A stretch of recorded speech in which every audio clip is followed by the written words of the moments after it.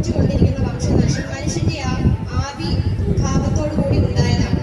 പ്രകൃതി വിഭവങ്ങളുടെ അമിത ചൂഷണം, മലിനീകരണം, ആഗോളതാപനം ഇവയൊക്കെ ഇതിന് കാരണമാണ്. ഉരകങ്ങൾ മുതൽ നിരവധി സസ്യജന്തുജാതികളുടെ വാസകേന്ദ്രങ്ങളായ കാവുകൾ, മത്സ്യങ്ങൾ, തവളങ്ങൾ, സൂക്ഷ്മമായ ജീവികൾ എന്നിവ കഴിയുന്ന കുളങ്ങളും സംരക്ഷിക്കേണ്ടി.